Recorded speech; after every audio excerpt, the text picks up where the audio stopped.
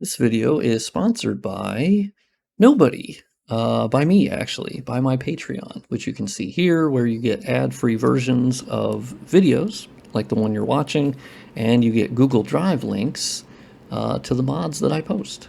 And so that way you get quick downloads instead of like on Nexus mods where it can be pretty slow sometimes. And yeah, just easier, it supports me, and you get nice benefits from it. That's kind of the win-win that I've been going for. But I'm trying to talk about it a little bit more often.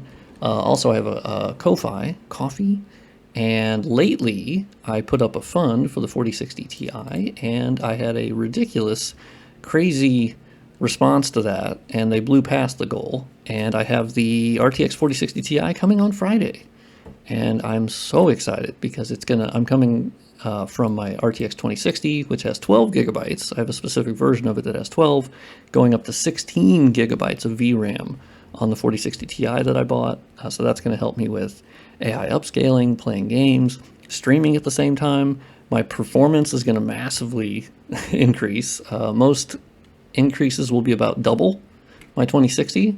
And then also I'll be consuming less power, AV1 encoding, DLSS3 frame generation, just all around it's going to be just an insane upgrade. So I'm so, grateful to you guys, and the support has been fantastic. So back to the video. Hello, welcome back to Fromsoft Serve. I wasn't even planning on making a video today actually, but I started on the Shulva DLC for Dark Souls 2. It's the first of the 3 DLCs, the different crowns that you're getting. And I'm doing that for my surface enhancement mod that is basically enabling parallax occlusion mapping all throughout the game, whether Fromsoft had already made a height map for a surface, which then allows me to just turn that on essentially, or I make one on my own using the albedo as a source, and then I turn it black and white, and then you edit it, and then you can shove it into the normal map. But basically, what I found today was super interesting, because I've upscaled the textures for the Shulva DLC before, but I didn't it in like sort of a bulk fashion. So here I'm going one by one, and I found something really interesting about Dark Souls 2's development, in that we know behind the scenes it was incredibly difficult. It was using a different engine mostly. It had its origins in like the Dark Souls 1 Demon Souls engine, but it was vastly different. And they were trying a bunch of new things. And I knew the DLC, one big thing the DLCs brought is that the surfaces almost all surfaces had specular maps, where in the base game, very few surfaces actually do have specular maps. And for those uninitiated, the specular maps are things that allow the surfaces to have a bit of a sheen on them, which can be sort of, either very shiny or not, but you can basically control that through the specular map. And it's incredibly standard, but in the base game, they really just didn't have any. And you'll notice that if you go back now, you'll go, dang, yeah, you kind of tilt the camera and you'll notice most surfaces have no specularity at all. They didn't use it on almost any. So the DLC adds that. And as I've noticed by going one by one, because in Dark Souls 2 lighting engine, you can basically fly the camera around and you can actually look at surfaces. So I created a little level here for Shulva so I can actually modify things. You open up the map editor and you can actually grab the different surfaces and look at them. And you'll see it lists the albedo, the specular, the normal, and these are where you can actually create like texture overrides. So it'll actually dump the textures in here. And I found something interesting. So most of the textures they got a bump in the DLC to be basically 2K resolution by default, where in the base game they varied from 512 by 512 or 1K resolution sometimes as well. And the DLC, basically most things rose up to 2K. So now I'm upscaling them to 4K, which is a much better result than if you upscale from 1K to 4K, doing like a 4X upscale. So this one, the upscaler loves it. But even more interesting than that, I noticed I kept going through surfaces. So these are the surfaces that I went through as I was going through Shulva. And the pink textures here are the normal maps. And I found out very quickly that almost every single surface in the DLC has a height map already in it.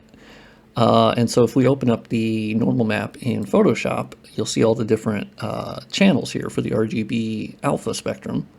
And you'll see the red is empty, which gives it that red color. And then we have the green, and then there's the alpha, and the blue. This is commonly basically just white with no information in it in the base game. In the base game, they had some height maps that were created by Fromsoft, but they were never active. And so in the DLC, it's crazy to me that they literally, almost every single normal map I've opened, if you see any orange color, and you can look at just by looking at the thumbnails here, if you see any orange color, that means it actually has a height map as part of it. And I've noticed that on almost every single one of them, there is a height map that Fromsoft already made. I've only had to make one height map thus far in the whole DLC, which I haven't gotten super far, but I got to I think the third bonfire. And yeah, you look in the blue here, they have these beautiful normal maps, or beautiful height maps that are way better than the ones I make. Mine are made just by using the albedo. Here they had some method of making them, and they're tremendous. So if we actually go back in game, you'll notice every single surface we're walking around has parallax occlusion mapping. It's insane. And it shows me that, I mean, they were thinking, it's not that parallax occlusion mapping at that time was like an insanely new thing no one was doing. No, for sure, it was more popular around that time. It's still used today, not as much because you can just model things with higher geometries, right? But it goes to show that this is the only time Fromsoft has ever done this, where they were using parallax occlusion mapping on basically every surface. They've never done that before Dark Souls 2, and they've never done that since. Dark Souls 3 has like 3 total surfaces that even use parallax occlusion mapping at all. And they're now, in my work in Dark Souls 3, I have noticed they have some surfaces that, once again, have height maps made. This time they go in the alpha channel and not the blue channel like they do in Dark Souls 2, but they're also unused, and so you have to actually activate them. So I just find it really interesting that in the DLC, the first DLC, which we know with their DLCs, this is why it was a step up in, I think, level design. You can look at the scope immediately and know that this is on a different level than the base game. They basically, the DLCs were made without all of the development troubles that the base game went through, of having 2 different directors, and then obviously Tanamura being the final one who took over, and they did Scholar. But the DLCs, it's crazy to see that they were using a certain feature, the parallax occlusion mapping, and it never came back for Dark Souls 3, Sekiro, Elden Ring, Armored Core. They have never again used parallax occlusion mapping to this level. Bloodborne uses, frankly, more than Dark Souls 3, because I've been working on Bloodborne adding parallax occlusion mapping, and it has more than Dark Souls 3 does. So they basically have had a linear move towards not using it at all. And I wonder why that is. And that's the other thing I've actually found while working on these. The height maps that they had set up for Dark Souls 2, and specifically the ones in the DLC, they are improperly set up in that they're too contrasty. Basically, the darker something is, that is the depth of that spot. And then if they're white, for instance, there's actually parallax occlusion mapping on here. Actually, it's on all of these surfaces. It's on the wall, it's on the floor, it's on the pillar. They even made height maps for the characters, for the enemies you face. I have had issues enabling those, and then it kind of fucks with how the world looks. But you'll even see one of the better or best examples of parallax occlusion mapping we have yet in Dark Souls 2 is this ground here. I activated this, and you can see there's all these little holes and divots, and I'm not sure all the other words that would explain it, but this is what you get with oh my good god. Okay, well, I'm gonna run. I've been dying in this DLC a little bit more. I always forget how many fucking enemies there are. But yeah, what you're seeing here is mostly 4K textures, parallax occlusion mapping activated on every single surface. And it's really easy for me and really quick because I don't have to make the height map. I want to show you the parallax on this floor, but first I have to kill this jabroni, which I'm going to stab. I am using the washing pole which I have actually found to have a pretty sick moveset. Oh my god, okay. Okay, this is bad. Guys, this might be bad. Oh, I forgot that they can heal. That's crazy. And actually, entirely disrespectful. I also had an enemy die and then basically do like childbirth pose and never moved off that pose. But as you can see on this surface right here, we have just fantastic parallax occlusion mapping. And so it's actually just a completely flat surface.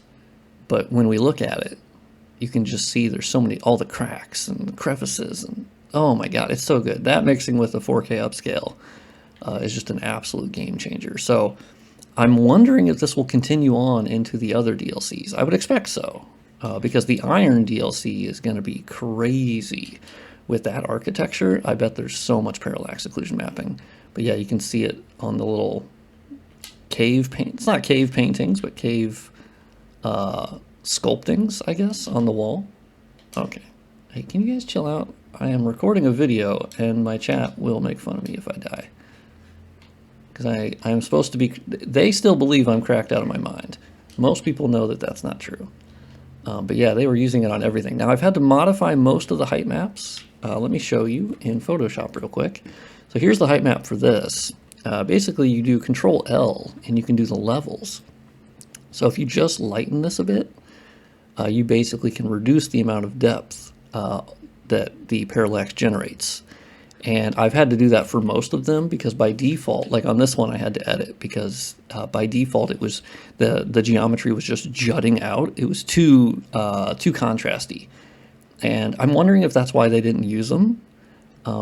That seems unlikely that, you know, like they wouldn't be able to figure that out. Of course they would. They would just turn down the contrast on them and then there you go. More likely, I think it's a performance thing. Obviously, it should have been on the PC version because the PC version could handle that. But when they did Scholar on the Xbox One and PS4, that is presumably something that got the cut because parallax occlusion mapping does actually, you know, use the GPU more than not using it, right? So it's probably that they just went, because leaving the height map in the normal map, the blue channel, doesn't hurt anything. You have to activate the parallax, and you usually do that on an MTD basis. Now here I'm lucky because I can actually just do it through Dark Souls 2 lighting engine. It makes it 500 times easier for me to activate it because I can literally just stay in game while I'm working on surfaces. Like if I come in here, I'm curious if they'll follow me. Yep. Oh, okay, well you kind of stopped. Whoop. And then they give me a nice little pause there so I can stab the absolute fuck out of him. Nope, he's not dead. And now he's dead. But yeah, basically if I want to pull up the game map editor, you hit snap to game camera, and then you'll actually see, you can zoom out, and you'll actually see there's a tree up there. That's interesting. I do not remember seeing a tree in Shulva, but apparently it is up there. And then you go back to your... I don't know why it's currently loading level Majula right now. That's interesting. You hit game map object, and then here we can click on the walls. It also has a really nice feature too, where you can hit highlight texture overridden surfaces. So basically these are surfaces that I have already touched, and then it will show the surfaces that are not overridden, which as you can see, I have overridden everything. Especially when they're like blend textures where they use 2 albedos, 2 normal maps, 2 specular maps, and you know, you can actually make sure you upgrade both of them. And then you can see on each one where you enable the shader params. And here you can also modify the parallax. So if we look at this floor here, you can actually up the amount of parallax here, or you can alter the texture itself to lower it. I prefer to use actually modify the texture itself. That's just been my preference. But here, if you need to do quick adjustments, you can actually tell Dark Souls 2 lighting engine how much you'd actually want the parallax to be active or not, and that gets saved with the shader params that I send out in any of the updates. So this was just a tiny look And I'm not done with Shulva yet. I still have to beat the bosses. So there's plenty of textures to go, but I'll probably get it done within another day or two. And I'm fascinated to see, oh my god, I'm still up here, to see how the other DLCs fare. But I think this is I just didn't expect that they would use parallax occlusion mapping this much, because Fromsoft has just never done it. Oh my good god. Oh, you guys are terrible. Okay, we're gonna fight you guys as the last thing on this video. Okay, that was a good pause. I am using the player enhancements mod, so I have slightly better rolling, and my Estus, I can actually use it while drinking. Or I can walk while drinking, if that makes sense. And mainly it's because it makes the game easier, and I'm modding. So there's only so much I want to do. Can I parry this guy? Do we think I can parry this guy? Absolutely, we cannot parry this guy. This guy is cracked out of his fucking... There we go. We're just going to end it on that. So basically, yeah, there's a little quick thing or look as to what I'm doing, but I had to nerd out real quick and make a video because it just blew my mind that they were using it on every surface. Just in what I've done in Shulva is more parallax occlusion mapping than they used in Demon Souls, Dark Souls 1, Dark Souls 2 in the actual released game, Dark Souls 3, Sekiro, which seems to be none, Elden Ring, I haven't found any instance of it being used, Armored Core, I haven't seen any instance of it being used at all. If you want to try that out, if you go in Elden Ring and you go up to any of the walls, basically just go up to any flat wall and then just get up to the side of it and then rotate your camera, and then that will show you if, you know, there's any parallax or not, because you'll go, oh, it's just a flat wall. They are using really good normal maps in all Fromsoft games, so they do elicit a sense of depth that is pretty good, but parallax takes it to the next step, and that's what you're seeing in this video. Is on the ground here, you can just see all the rocks and the pebbles and the sand and the dirt, and there's just, that's what it's creating. And it's a game changer, frankly. I love it so much. I'm never not going to play with this mod because I made it, which is, you know, feels special, but mainly I think it's going to be really great for elevating Dark Souls 2 to look even more like geometrically complex, because that's the battle it's facing against, like Dark Souls 3 and Bloodborne and so on. And the DLC is massive. I think the DLCs hold up incredibly well. Like, look at the scale of Shulva. Just within the first like 20 seconds of you walking into this DLC, it immediately blows your mind. And then Sin flies off into this, you know, way down here to hang out somewhere. I don't know if he goes into his little hole. But yeah, you can also see the parallax on these stones here, where before it would have just been a normal map, but now it actually, in between each little brick, it looks like there's an actual fucking brick there. And they made it for this, and they made it for even this sort of like rough wall. They made a height map, but I had to edit it. I still need to, like, I think tone it down a little bit more, because it's picking up on all like the little dirt specks and whatnot, but yeah, so I am in love with working on this because it's just it makes my brain happy. I love parallax more than anything in the world. It's one of these just wonderful visual features that doesn't get used as often anymore, but it's honestly a great way to make something look more complex than it really is to the naked eye, and most people will never know that it was a visual effect. I can't wait to eventually somehow figure out how to do it for Sekiro and Elden Ring. Elden Ring specifically, there's so many surfaces in Elden Ring that would benefit from having parallax occlusion mapping, but unfortunately I just don't know how it works in that game. I have figured it out thus far in Dark Souls 1, Dark Souls Remastered, Dark Souls 2 now, Dark Souls 3, and Bloodborne. I've figured it out thus far, so I'm on the road there. Eventually, I'm going to figure it out for the other games, because I think for Elden Ring, it's going to be fucking massive. If you could do that, you could make that game look even better than it already does. I don't think it needs it, but I think this is a test case of, fuck yeah, any normal map surface, most normal map surface with bricks or stone would just hugely benefit from it. And the performance difference, most modern GPUs don't really have a big issue doing parallax, so that's not a huge issue. But anyway, this video ended up being longer than I thought, which is kind of the classic case with me. So thank you for watching, and I'll see you on the next video.